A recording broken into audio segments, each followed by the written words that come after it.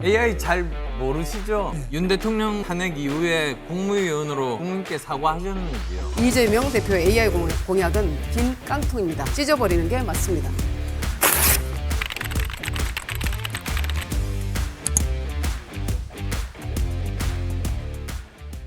저희가 이제 첫 순서는 MBTI 소개입니다. 여러분이 생각하신 이 후보들의 내가 예측하는 MBTI와 일치하는지 보시는 것이 아마 관전 포인트일 것 같습니다. 자, 먼저 유정복 후보님. 네, 저의 MBTI는 ENTJ입니다. NTJ. 이 NTJ는 타고난 리더입니다. 저는 리더로서의 삶을 살아왔습니다. 군수와 구청장, 시장, 장관을 지내면서 저의 역량을 다해왔고 또 성과를 내왔습니다. 자, 다음은 안철수 후보님의 MBTI 소개 듣겠습니다. 안녕하십니까, 안철수입니다. 저도 ENTJ입니다. ENTJ는 복잡한 상황 속에서 어떤 문제를 발견하고 그리고 또 거기에 대한 해법을 찾고 그리고 또 거기에 대해서 제대로 추진력을 발휘해서 그 문제를 해결하는 그런 사람입니다.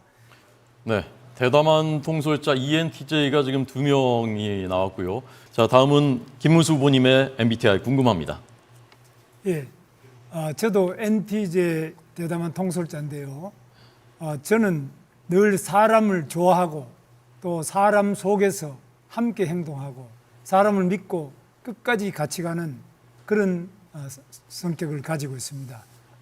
거리에 있을 때나 공장에 다닐 때나 직장에 있을 때나 농촌에 있을 때나 언제든지 수많은 국민과 대화하고 이분들의 꿈을 저의 꿈으로 받아들이고 이분들과 함께 손잡고 꿈을 이루어 나가는 그러한 적성을 가지고 있습니다. 대담한 통솔자가 벌써 3명이나 저희 배출됐습니다. 양양자 후보님까지 이건지 궁금한 말씀해 주십시오. 네. 저는 국민의힘 반도체 위원장 양양자입니다. 저는 ENFJ입니다. 버락 오바마, 넬슨 만델라 그리고 오프라 윈프리가 저와 같습니다. 따뜻한 리더십의 표본이라고 할 수 있겠습니다. 저는 30년 정교한 반도체 엔지니어와 또 담대한 리더의 특징이 저에게 함께 있다고 생각합니다. 네, 양양자 후보님은 ENFJ였습니다. ENJ는 세 분이 다 공통인데요. 이거 일부러 이렇게 맞추신 건 아니죠? 검사 제대로 하신 거죠? 예. 김문수 후보님 언제 검사하셨습니까, 이거? 저는 한 3, 4주 되는 것 같은데요. 3, 4주 전에. 안 후보님은요? 저는 2, 3일 된 것 같습니다. 자, 이번에 1라운드의 마지막 네 번째 안철수 후보님. 예, 저는 AI 하겠습니다. AI. 자, 4분 예. 시작하겠습니다. 예, 저 김문수 후보님께 네. 묻겠습니다. 네. 그 공약을 보니까 AI 인프라 확충과 투자 확대를 통한 AI 시대 G3 국가 진입 그리고 또 벤처 및 스타트업에 대한 과감한 투자 공약으로 내세우셨습니다. 그러면 어디에 어떻게 과감하게 투자하시겠다는 건지 설명 부탁드립니다. AI 부분은 우리나라의 정부 목표 자체가 2030년까지 세계 3위 예, 어디에 투자하시겠다는 겁니까? 그건 이제 우선에 연구할 수 있는 연구소와 AI 연구소 또는 대학교에 관련된 학과 그리고 각 산업, 벤처기업 이런 데다가 투자를 해야 되겠습니다. 그러면 지금 현재 우리나라 AI 산업계에서 공통적으로 지금 그 이야기하는 고충 혹시 알고 계십니까? 고충은 너무 규제가 많은 점이 굉장히 있습니다. AI 부분에.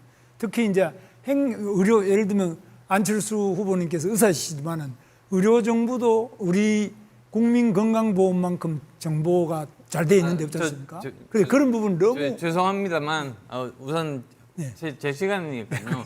제가 시간을 좀 줄이기 위해서 말씀드리겠습니다. 예, 그러시죠.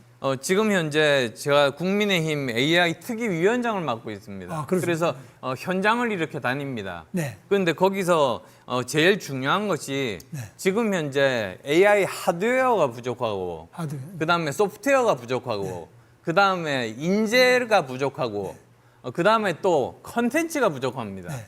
이 네 가지가 가장 핵심인데요. 네. 이 점들이 부족하다는 그런 말씀 드리겠고요. 네.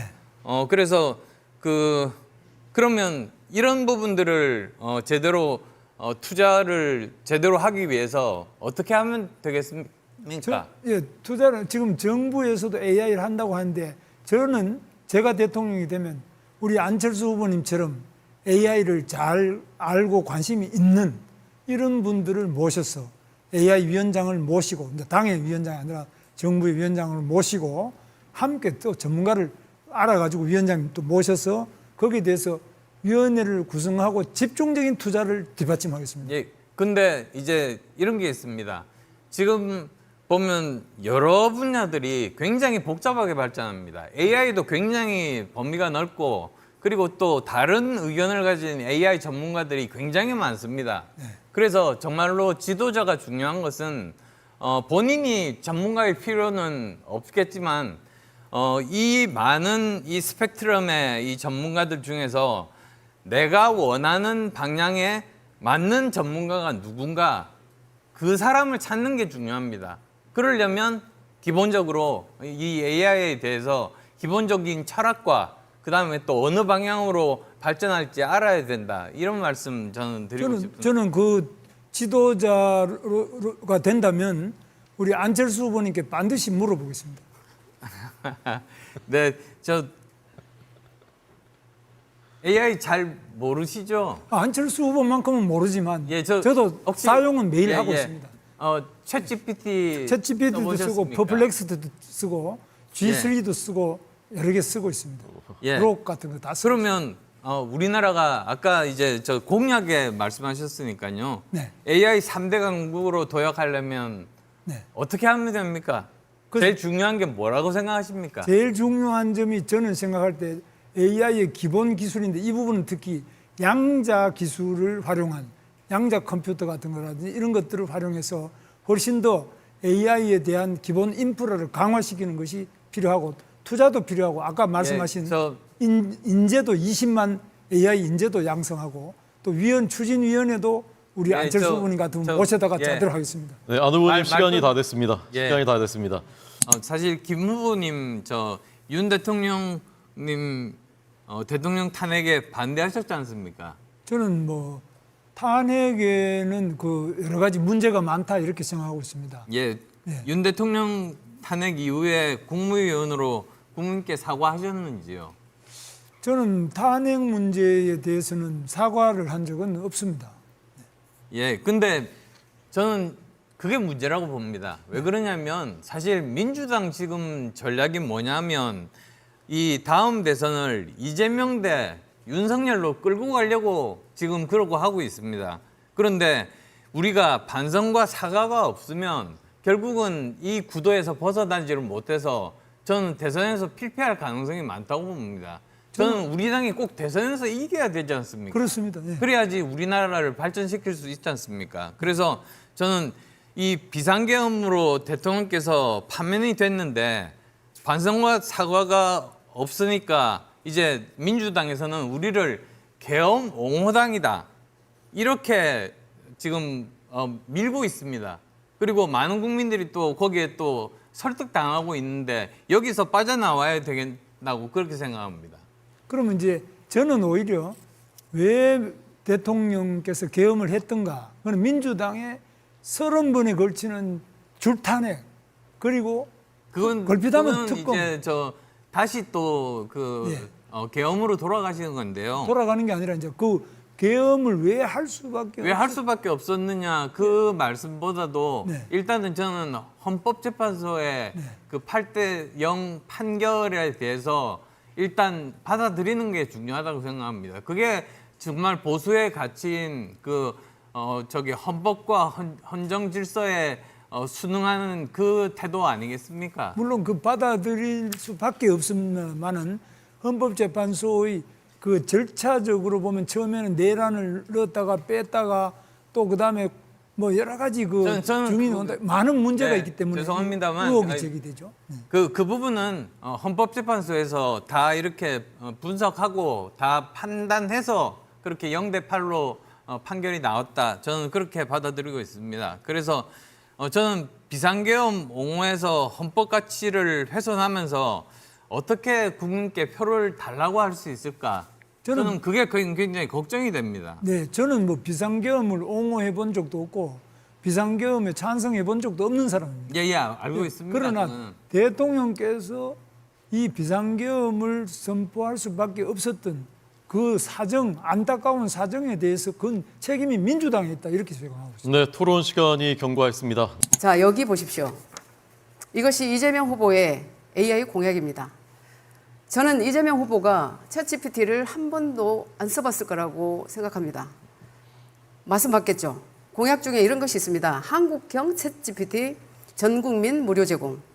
챗GPT 무료 버전이 있는데 왜 또 만듭니까? 그리고 이런 게 있습니다. 100조 투자 AI 기본사의 조성. 솔직히 저는 무슨 말인지도 모르겠습니다. 지금 정부의 AI 예산이 연간 4조밖에 안 됩니다. 반기업 정서가 강한 민주당이 기업에 100조 투자하는 그런 정책에 찬성할까요? 제가 반도체 특별법 발의해봐서 합니다. 반도체 산업 세액공제도 반대한 민주당입니다. 또 GPU 5만 장 확보, 데이터센터 집적단지 조립, 전력 문제 어떻게 할 겁니까? 핵발전소 하나쯤은 더 필요합니다. 핵발전 찬성합니까? 결론은 이재명 대표의 AI 공약은 빈 깡통입니다. 찢어버리는 게 맞습니다.